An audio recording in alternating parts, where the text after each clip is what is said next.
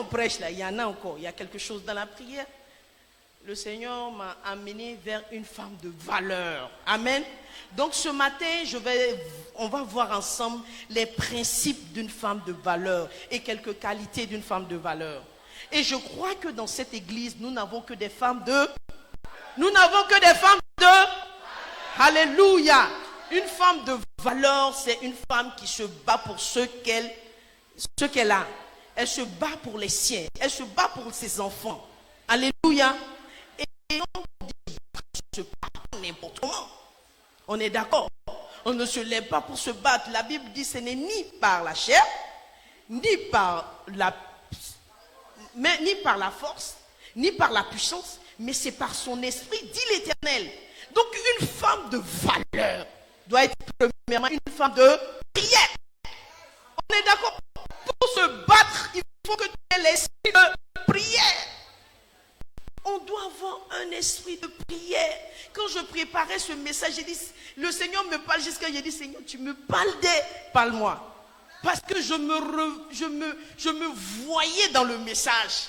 Et le Seigneur, à chaque étape, me parlait. C'est-à-dire, le Seigneur me disait, va encore plus. C'est-à-dire, ce que je prêche là, c'est pour moi une femme de prière. Il faut être une femme de prière. Esther était une femme de prière. Elle s'est levée pendant que son peuple était en danger. Elle a prié. Elle a vu ses servantes. Elle a fait 3 jours. Et Dieu merci, il y a eu la libération du peuple. Mais je veux dire que c'est dans la prière que tout s'obtient. Amen. Là, je suis en train d'aller très rapidement. Très rapidement. Mais je vais lire quelques versets qui vont soutenir ce que nous allons développer. Alléluia. Proverbe 12, verset 4. Proverbe 12, verset 4. Une femme vertueuse est la couronne de son mari. Mais celle qui fait honte est comme la carie dans ses dents. Hey, Seigneur. On est une femme vertueuse. Que Dieu ne permette pas qu'on fasse honte à notre entourage ni à notre mari. Alléluia. Proverbe 31, verset 10 dit ceci. Qui peut trouver une femme vertueuse? Elle a bien plus de valeur que des perles. C'est sur ça même que je veux baser mon message. Quand on parle de femmes de valeur, très souvent on se base sur ça. Parce que quand on parle de perles, on parle de pierres précieuses. Alléluia. Proverbe 31, verset 29 à 31.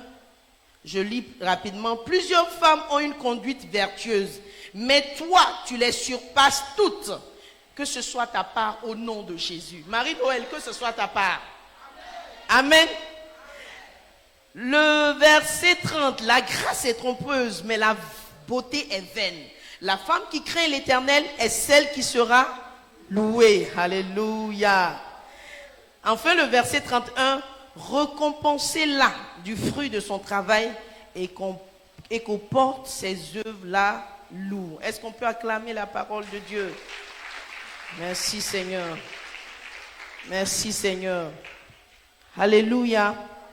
D'accord. Donc je vais directement au premier principe. J'avais commencé à parler de ça. La femme qui doit avoir une vie de prière. Alléluia. Donc j'ai parlé d'Esther. Je vais parler de 2 dames dans la Bible. Dans le livre de Rois. Je crois que 1 Roi 3 verset 16. 2 prostituées. Vous connaissez certainement l'histoire. Si on ne la connaît pas, on peut la lire très rapidement. Alléluia. 1 Roi 3, 16. Alors que 2 femmes prostituées vinrent chez le roi et se prosternèrent devant lui. L'une d'entre elles dit, pardon mon Seigneur, moi et cette femme, nous demeurons dans la même maison, j'ai accouché. Bon, je vais vraiment paraphrer. C'est une histoire que nous connaissons. Mais pourquoi je fais cas de cette histoire? Je veux parler de ces 2 femmes qui sont venues voir le roi et l'autre femme a dormi sur son enfant et puis bon, l'enfant est mort et puis l'autre a échangé. Alléluia. Mais ce que je veux qu'on ressorte dans ce passage, c'est qu'on parle de dormir. Alléluia. Pendant qu'elle dormait, c'est là qu'il y a eu cet événement. Une femme de valeur doit être une femme sentinelle. Une femme de valeur doit être une femme guerrière. Une femme de valeur doit être une femme de prière. Si tu étais en train de prier, pendant que tu dors, on peut voler ta vision. Pendant que tu dors, on peut voler ton enfant. Pendant que tu dors, on peut voler ton mari. Quand je te parle de voler, ça comporte beaucoup de choses. Alléluia. Pendant qu'on dort, nos maris vont au travail. Ils rencontrent d'autres personnes. Pendant que tu es en train de dormir, il y a d'autres personnes qui sont en train de gérer. Alléluia. Donc une femme sentinelle, quand on dit sentinelle là, c'est quelqu'un qui se met à la tour. Et la personne voit venir le danger. Une femme de prière, c'est une femme qui appréhende le danger. Ce que les hommes ne voient pas, lui, la femme, elle voit.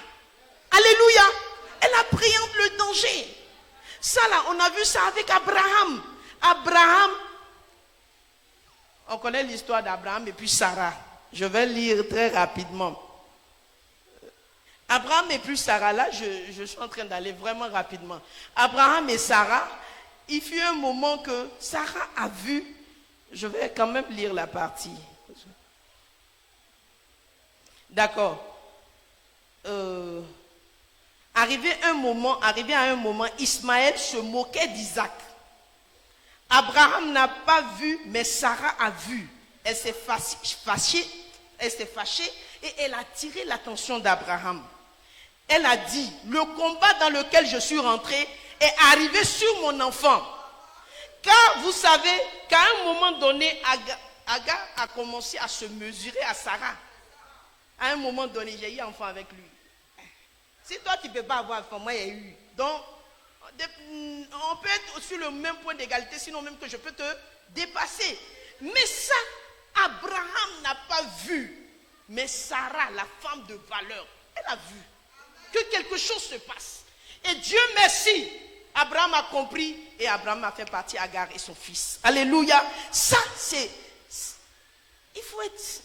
Vous voyez, il faut être une femme d'esprit pour voir ça. Une femme de prière est une femme de feu. L'homme peut ne pas voir tout ça. Pendant que je n'ai pas écrit ça, mais pendant que je suis en train de parler actuellement, je suis en train de voir l'exemple de Séphora. Séphora et Moïse. Quand la mort venait sur leur fils, c'est Séphora qui s'est levée. C'est parce qu'elle était éveillée. Alléluia. Seigneur, donne-nous d'être éveillés pour nos foyers, Seigneur. Donne-nous d'être éveillés pour nos maisons, Seigneur. Donne-nous d'être éveillés pour nos enfants au nom de Jésus.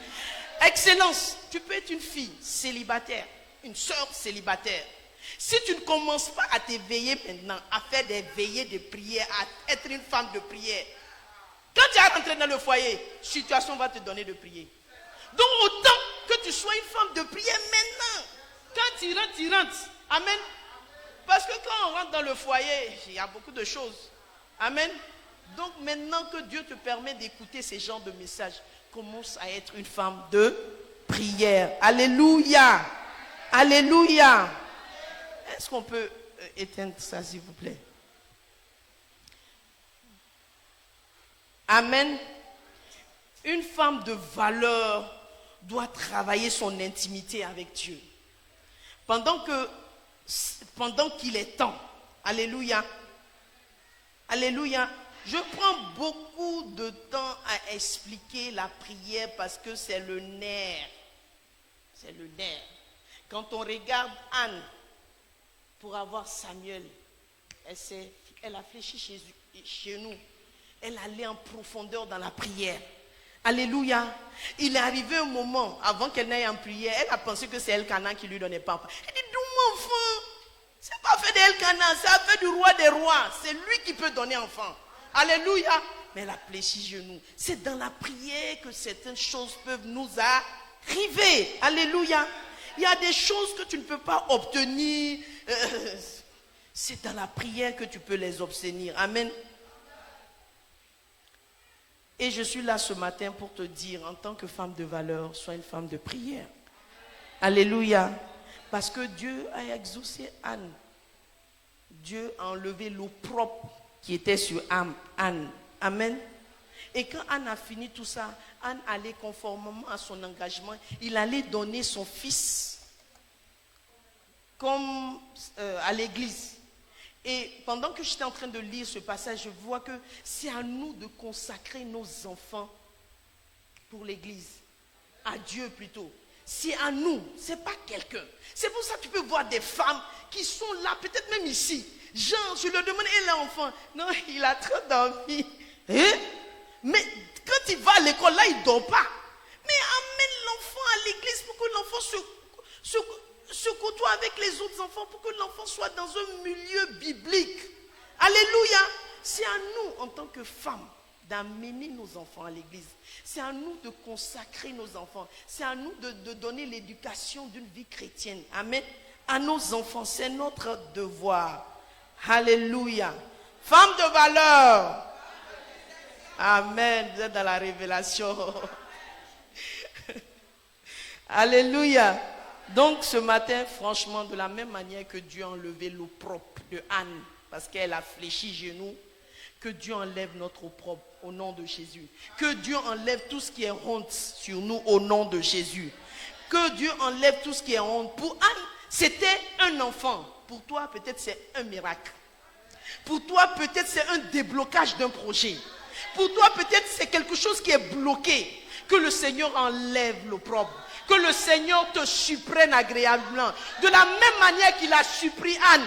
Que le Seigneur nous supprenne. Je ne sais pas à quoi tu t'entends. Mais toi, tu sais ce que tu désires. Mais pendant que Dieu a fait ça pour Anne, Seigneur, que cette grâce vous localise au nom de Jésus. Que tu sois homme, que tu sois femme, que cette grâce te localise. Je ne connais pas tes projets, mais je sais que le Dieu qu'on adore, ce Dieu est capable de faire ce que les autres ne peuvent pas faire. Il appelle à l'existence les choses qui n'existent pas. Et ces choses existent au nom de Jésus. Alléluia. Dis à ton voisin, c'est ta part. Amen. Donc, je vais au deuxième point. Une femme de valeur, c'est une femme qui doit avoir la connaissance des Écritures. Alléluia. Amen. Donc, une femme de valeur doit connaître les Écritures.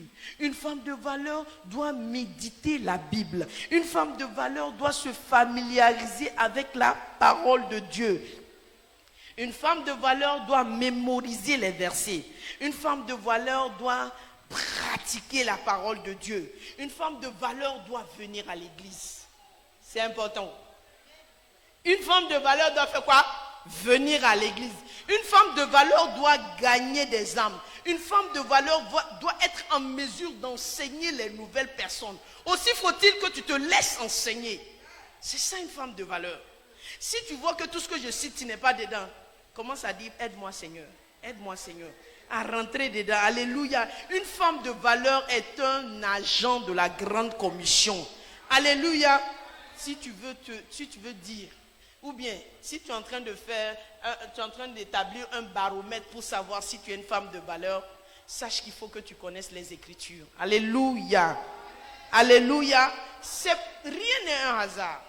C'est pourquoi tout à l'heure, là, on va se tester. Mais n'aie pas peur, c'est un petit test, quoi. C'est un petit test. On va faire les Écritures. On va faire les Écritures. Je vous ai donné de petits bouts de papier, là. On va faire un test. Mais ne t'inquiète pas. Tu gagnes ou tu ne gagnes pas, hein, tu es une gagnante. Mais ce que je veux que vous compreniez dans ça, pendant qu'on est en train de faire des tests, ce test-là, ouvre ton esprit. Apprends. Apprends une question qu'on pose et la question, tu ne connais même pas la réponse. Pendant qu'on donne la réponse, inspire-toi. Alléluia. C'est ça qu'il faut connaître. Alléluia. Donc, je vais aller rapidement. Il y a aussi certaines femmes dans la Bible qui ont marqué leur passage. Dans le Nouveau Testament, Loïs, Eunice, Priscilla, voilà. C'est des femmes remarquables. Ces femmes-là, on ne parle pas trop d'elles. Leur nom là, c'est compliqué même. Quand on prêche même, on ne prêche pas leur nom. Mais bon, je veux dire que c'est des femmes qui ont marqué leur génération. Loïs et puis Eunice là, ils ont formé Timothée pendant que Timothée était jeune. Ils l'ont formé. Timothée est devenu un leader. Et il a été celui-là même qui a fait... il a fait beaucoup d'évangélisation. Et il était un membre influent